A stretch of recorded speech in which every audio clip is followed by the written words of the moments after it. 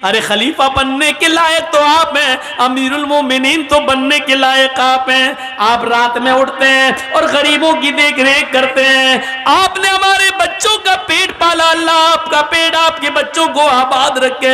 हजरत उमर फारूक रोने लगे। उस औरत ने कहा तो आपने मुझे बहन कहा और आप रो रहे हैं। आपने मेरे घर में खुशियां दी हैं, बच्चों को खिलाया है और मेरी वजह से आपकी आंखों में आंसू। कहा नहीं मेरी बहन, तेरी वजह से आंसू नहीं, आंसू तो इन जुमलों से आए हैं कि तूने कहा कयामत के दिन में उमर का गरीबान पकड़ूंगी। वरना एक औरत कह देती थी रात के अंधेरे में, एक औरत रात के अंधेरे में, हजरत उमर ने देखा कि हांडी जल रही है। उस औरत के पतीली का ढक्कन खोल के देखा तो उसमें सिर्फ पानी गर्म हो रहा है और 2-3 पत्थर पड़े हुए हैं।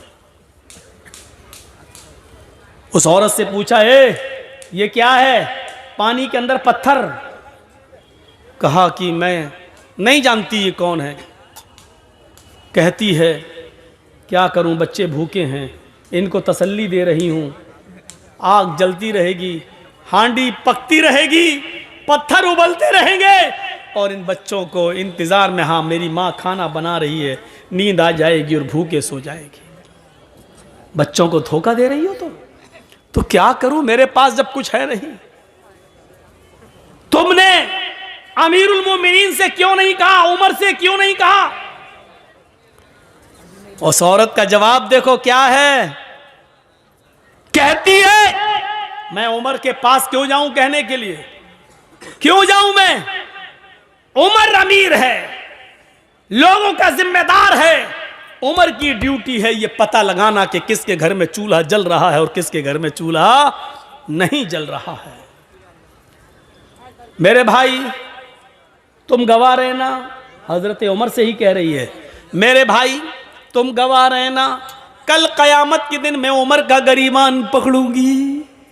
उमर बोले बहन, उमर को क्या मालूम तुम्हारी हालत का? नहीं मालूम है तो मालूम करना चाहिए, ज्यादा पक्ष मत लो उमर का, ज्यादा पक्ष मत लो उमर का, चलो यहां से।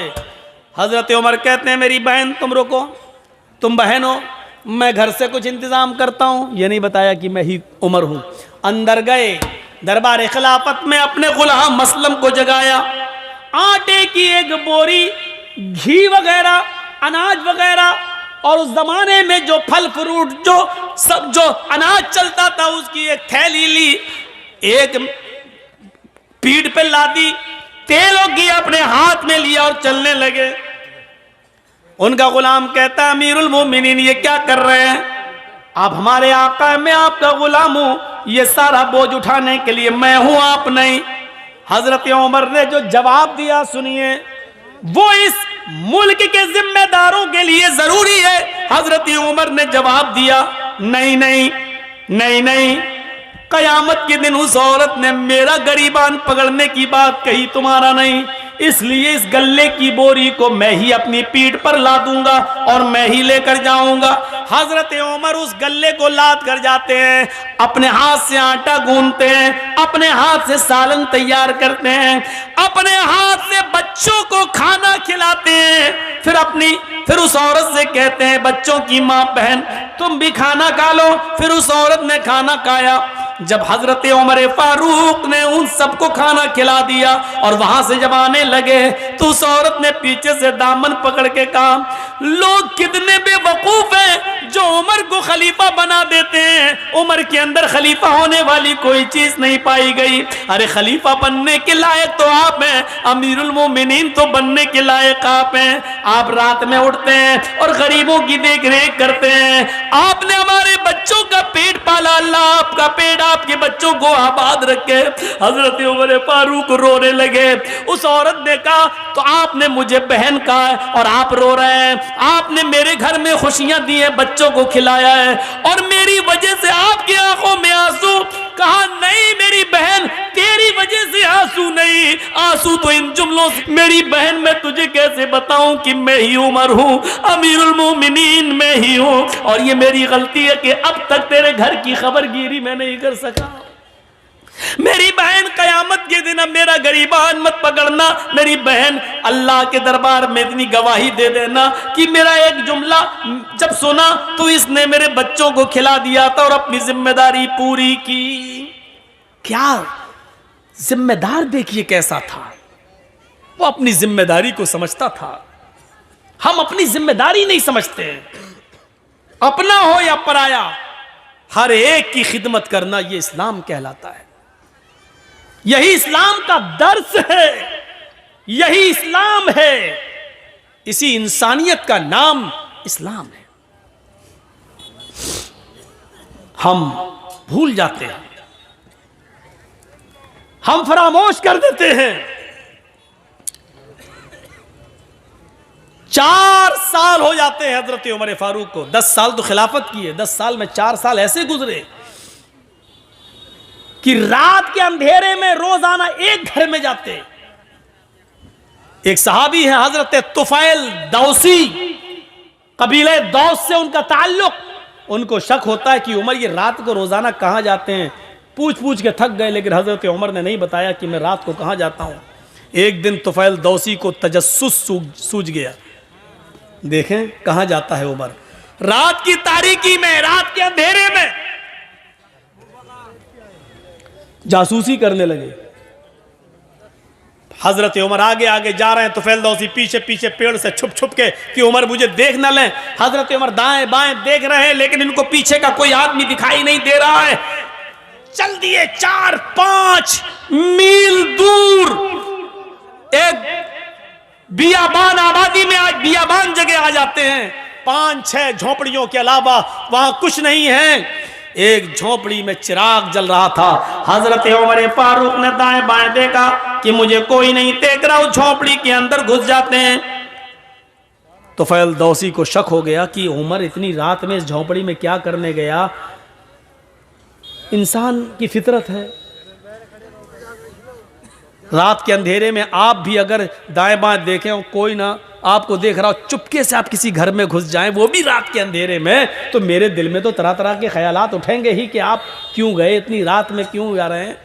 तुफैल दौसी कहते हैं कि मैं उमर के निकलने का इंतजार करने लगा कि इतनी रात में उमर इस घर में क्या करता है और रोजाना आता है क्या करता है। काफी देर के बाद उस झोंपड़ी से जब हजरत उमर निकले और सीधे चले गए, तुफैल दौसी ने कहा जा रहे हैं जाने दो, मैं झोंपड़ी में जाके देखूं कि इसमें क्या है। हजरत तुफैल जब उस झोंपड़ी में घुसते हैं तो क्या देखते हैं कि कोने में चिराग जल रहा है। उस चिराग के पास खजूर के पत्तों की बनी हुई एक चटाई बिछी हुई है। उस चटाई के ऊपर कोई लेटा हुआ है। करीब गए तो पता चलता है कि एक औरत है, और करीब जाते हैं तो पता चलता है कि वो बूढ़ी औरत है, और करीब गए तो क्या देखते हैं कि वो तो आंखों से अंधी है, दांत उसके मुंह में नहीं है, और हाथों से कोड़ी और पैरों से लंगड़ी है। हजरत तुफैल उसके पास बैठ जाते हैं और कहते हैं मां। उसने कहा जी क्या मैं तुमसे कुछ पूछना चाहूं तुम बताओगी। उसने कहा बोलो बेटा। कहा ये आदमी जो तुम्हारे पास आया है और अभी अभी यहां से गया है, ये कौन है, क्या तुम इसको जानती हो, क्या तुमने कभी इसको देखा है। कहा नहीं, मैं आंखों से अंधी हूं, मैं क्यों मैं कैसे देख सकती हूं। कहा मां मुझे जल्दी बताओ कि ये आदमी यहां आता है तो कम से कम तुम्हें बताया तो होगा कि मैं कौन हूं। कहा नहीं मेरे बेटे, ये आदमी यहाँ 4 साल से बराबर कंटिन्यू आता है, चाहे कितनी बारिश हो, चाहे कितनी आंधी हो, चाहे कितना तूफान हो, चाहे कुछ भी हो, लेकिन ये यहाँ जरूर आता है। लेकिन 4 साल से आज तक इसने मुझे अपना नाम नहीं बताया। यहाँ तो 100 रुपए मदरसे में चंदा देते हैं तो नाम के साथ देते हैं कि फला साहब ने दिया है। ऐलान करो मौलाना साहब, 1000 रुपए चंदा देते हैं तो उसमें भी हमें शोहरत चाहिए, फला ने दिया। और यहाँ बैठे रहते हैं कंपटीशन में, मेरा दुश्मन कितना दे रहा है, अगर उसने 1 दिया तो उसको दिखाने के लिए हम 1200 देंगे, हम 1500 देंगे। ये कंपटीशन है हमारे यहां, सब नेकी बेकार। ये सिस्टम ही पहली बात तो हमें गलत लगता है कि लाइए मौलाना साहब ये 100 रुपए लीजिए, मेरे अब्बू के लिए दुआ कर दिए, अल्लाह उनको जन्नत दे। अरे आप मदरसे को चंदा दीजिए, आप दिल में नियत कर लीजिए कि मैं अपने बाप की तरफ से दे रहा हूं, आपको सवाब मिलेगा। मौलाना साहब से नाम ले लेकर क्यों दुआ करवा रहे हो? जर्जी साहब को अपने बाप को सवाब पहुंचाना है, जर्जी साहब 1000 रुपया देंगे, दिल में नियत है मैं अपने बाप की तरफ से दे रहा हूं, बाप को सवाब मिलेगा। 20 साल हो गई तकरीरें करते करते, यही बताते बताते, लेकिन नहीं बदली जा रही ये बात, नहीं, वही धुर्रा चला आ रहा है, उसी पे हम चल रहे हैं। 4 साल हो गई, आज तक इसने मुझे अपना नाम नहीं बताया कि कौन है। अच्छा, बस ये कह देता है मैं तुम्हारा बेटा हूं, मैं तुम्हारा बेटा हूं। मैंने भी पूछना छोड़ दिया, बेटा जब नाम ही नहीं बताता तो क्या करूं। तो करता क्या है यहां, करता क्या है ये पूछ रहे हो? हाँ बेटे, इस आदमी के बहुत एहसान है मेरे ऊपर। कहा मां बताओ ना क्या करता है। कहा मैं हाथों से कोड़ी हूं, पैरों से लंगड़ी हूं, आंखों से अंधी हूं, मुंह में मेरे दांत नहीं है, मैं चल फिर नहीं पाती हूं, इसी चटाई से एक पलटी खाती हूं, करवट बदल कर मैं नीचे आ जाती हूं, और इसी जगह पर मैं लेटे लेटे लेटरीन कर लेती हूं, यही लेटे लेटे मैं लेटरीन कर लेती हूं, और फिर पलट कर मैं इसी जगह चटाई पर आ जाती हूं। ये जो आदमी, जो लड़का है, ये जो आता है यहां, ये सबसे पहले चिराग जलाने के बाद सबसे पहले मेरी लेटरीन साफ करता है, मेरे घर को धोता है, जहां जहां मेरा पेशाब और पायखाना पड़ा होता है सबसे पहले ये उसको साफ करता है। अमीरुल मोमिनीन, 22 लाख मुरब्बा मील पर हुकूमत करने वाली शख्सियत, मोदी जी सिर्फ हिंदुस्तान के हैं। हजरत उमर ने इतनी बड़ी हुकूमत, इतने बड़े रकबे पर हुकूमत की थी। उस वक्त इराक, ईरान, मिस्र, शाम, फिलिस्तीन, आज़रबाईजान, उर्दुन, चाइना, मराकश, सीरिया, ये सारे मुल्क उसमें शामिल थे, और इन तमाम मुल्कों का अकेला एक हाकिम था जिसका नाम था उमर। इतनी बड़ी खिलाफत का मालिक, और सूरत हाल एक नाबीना, पैरों से लंगड़ी, हाथों से कोड़ी, दांतों से बिल्कुल खाली और आंखों से अंधी एक बूढ़ी औरत के घर से उसकी लेटरीन और पेशाब और पायखाना साफ करता है। उसके बाद मेरे कपड़े चेंज करता है, मुंह हाथ धुलने की जरूरत होती है मुझे मुंह हाथ धुला देता है, नहलाने की जरूरत होती है तो मुझे गुस्ल देता है, कपड़े चेंज कराता है, फिर मेरे जिस्म से उतरे हुए पुराने या गलते कपड़े यही कुएं के पास बैठकर उसको वो धोता है और सूखने के लिए डाल देता है। उसके बाद इसी जगह पर चूल्हा जलाता है, खाना बनाता है, लकड़ियों को फूंक फूंक कर उसका धुआं उसकी आंखों में जाता है, लेकिन ये सब करता है। मैं दांत नहीं है, अपने मुंह में वो चबाता है, उसको नरम करके फिर वो मेरे मुंह में डालता है, और जब तक मेरा पेट नहीं भर जाता वो यहां से जाने का नाम नहीं लेता। हजरत तुफैल दौसी चीख पड़े, अमीरुल मोमिनीन मैं तुम्हें क्या समझ रहा था और तुम क्या निकले। अमीरुल मोमिनीन मैं तुमसे नेकियों में कभी आगे नहीं निकल पाऊंगा। मां जानती हो वो कौन है? वो अमीरुल मोमिनीन है, वो उमर फारूक हैं? सिटी गुम। फिर तुफैल दौसी तेज स्पीड में घर से निकलते हैं और उमर फारूक के घर की तरफ जाते हैं। उमर फारूक के घर के बाहर जो एक दरवाजा था जहां वो लोगों की फरियाद सुनते थे, उसी दरवाजे के बाहर जो रूम था, उसी रूम में हजरत उमर फारूक बैठे हैं और तहज्जुद की नमाज पढ़ने के बाद अपने दोनों हाथ उठाकर ये दुआ मांग रहे हैं, रब्बना सिर्फ अन्ना अज़ाब जहन्नम, रब्बना सिर्फ अन्ना अज़ाब जहन्नम इन्ना अज़ाबहा कान गरामा, रब्बना सिर्फ अन्ना अज़ाब जहन्नम इन्ना अज़ाबहा कान गरामा। आय अल्लाह, हमसे जहन्नम का अजाब हटा ले, हमें जहन्नम के अजाब से दूर कर दे।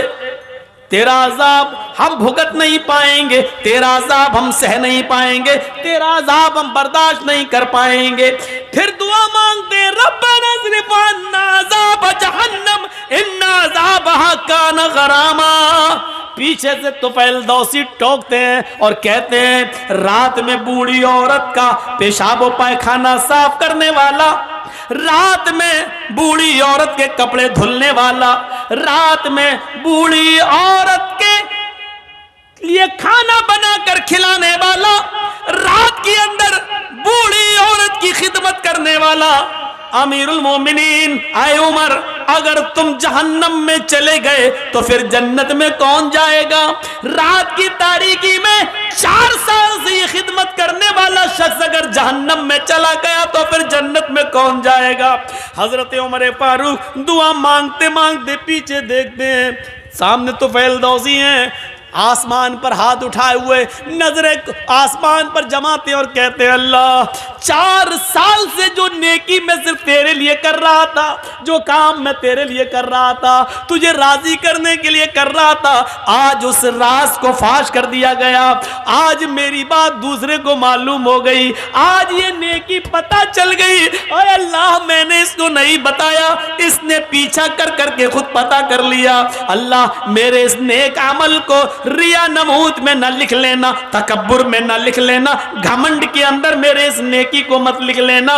मैंने नहीं दिखाया, मैंने नहीं बताया। ये कौन सी इंसानियत थी? यहां तो बस नमाज पढ़ के निकलते हैं, दाढ़ी पे हाथ फेरते हुए, समझते हैं हमने बहुत बड़ा एहसान कर दिया अल्लाह के ऊपर। आए मगरिब कहाँ नमाज पढ़ने गए थे, नमाज पढ़ने गए थे, नबी मस्जिद से निकले नमाज पढ़ के, ऐसा लगता है जैसे अल्लाह के ऊपर कितना बड़ा एहसान करके आ रहा है यार। सिर्फ नमाज पढ़ लेने से मेरे भाइयों जन्नत नहीं मिल जाती है, आपको उसके लिए इंसानियत भी अपनाना पड़ेगी, अल्लाह के हुकूक भी अदा करना और बंदों के हुकूक भी अदा करना। हम बंदों के हुकूक क्या अदा करेंगे? क्या हमारे मियाँ बीवी के हुकूक, बच्चों के हुकूक हम अदा करते हैं? हम अपने घर में उनके हुकूक अदा नहीं करते। एक शख्स हजरत उमर फारूक के पास आया, अपनी बीवी की शिकायत करना थी उसको। तो हजरत उमर फारूक के बाहर वाले कमरे में वो बैठ गया, देखा कि अंदर से आवाज आ रही है, उसने कान लगाया तो क्या देख रहा है, क्या सुन रहा है? उमर फारूक की बीवी उमर को डांट रही हैं, हाँ तुम तो चले जाते हो, सुबह से शाम तक आते नहीं हो, पकने का पता नहीं है, खाने की फिक्र नहीं है, बच्चों की फिक्र नहीं है, तुम्हें क्या खलीफा बने बैठे। बहुत कुछ सुना डाली। हजरत उमर फारूक नीचे गर्दन डाल के सुन रहे हैं। तसव्वुर करो, उमर सुन रहे हैं, उमर सुनने वाले आदमी हैं, लेकिन बीवी की सुन रहे हैं। अब निकलते हैं बाहर तो क्या देखते हैं कि एक आदमी उनके घर से बाहर जा रहा है दरवाजे से, ये जरूरत के लिए आया था। हजरत उमर ने उसको आवाज दी, इधर आओ, इधर इधर। वो आया, जी जी जी तुम हमारे पास आए थे जी, फिर जा क्यों रहे हो? कुछ जरूरत थी? कि हाँ जरूरत तो थी, आया तो काम से था, लेकिन वो काम आपके बस का नहीं है, मैं जा रहा हूं। का क्या मतलब? का नहीं नहीं वो आप दूरी नहीं कर पाएंगे इसलिए मैं जा रहा हूं। अरे काम बताया है नहीं तूने और कह रहा कि दूर नहीं कर पाएंगे? अरे काम तो बता पहले क्या है। कहने लगा, अमीरुल मोमिनीन मैं अपनी बीवी की शिकायत लेकर आया था कि मेरी बीवी हमें डांटती रहती है, फटकारती रहती है, हमारी सुनती नहीं है।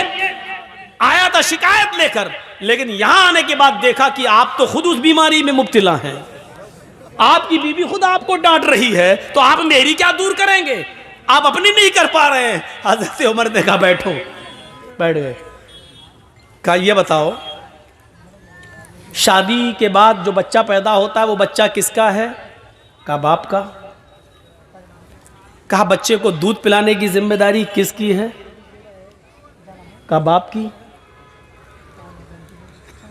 कि अगर औरत दूध पिलाने का पैसा मांग ले शौहर से कि मैं आपके बच्चे को दूध पिलाऊंगी लेकिन आपसे इतना पैसा लगेगा, तो आपको देना पड़ेगा। कहाँ बच्चा किसका होता है? कि बाप का। पेशाब और पैखाना उस बच्चे का धोना किसकी जिम्मेदारी है? का बाप की।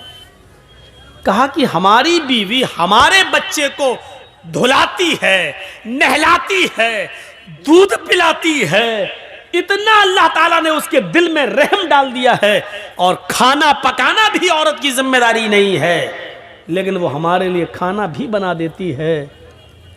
कहने लगा खाना बनाना औरत की जिम्मेदारी नहीं है? कहा नहीं, नान नफका मर्द के जिम्मे है। आपका निकाह हुआ होगा तो काजी साहब ने निकाह पढ़ाया होगा तो उसमें कहा होगा फलां फलां लड़की के साथ, फलां फलां की बेटी के साथ इतने इतने रुपए मेहर या ये मेहर के इवज अलावा नान नफका आपका निकाह किया जा रहा है। क्या आपने कबूल किया? मान लीजिए किसी लड़की का नाम जैनब है और उसके बाप का नाम इदरीस है, तो आप निकाह जब पढ़ाएंगे तीनों आयतें पढ़ने के बाद यह कहा जाएगा कि आए यूसुफ साहब, आए असलम साहब, आए जमील साहब, जैनब बिनते इदरीस की बेटी जैनब के साथ आपका निकाह 5,000 रुपए मेहर के एवज या 2 तोले सोने के एवज आपका निकाह किया जा रहा है। अलावा नान या 5,000 रुपए मेहर के एवज सिक्का राइजुल वक्त अलावा नान नफका आपके निकाह में दिया जा रहा है। क्या आपने कबूल किया? उसके जवाब में आप कहेंगे हाँ मैंने कबूल किया। तो अलावा नान नफका यानी इतने रुपए मेहर तो देना ही है, नान नफका भी आपके, नान मानी रोटी, नफका मानी खर्चा, यानी दवा, बीमारी, इलाज, बच्चों के खर्चे, ये सब औरत की, मर्द की जिम्मेदारी है कि वो औरत को दे। तो वो पकी हुई रोटी भी मांग सकती है।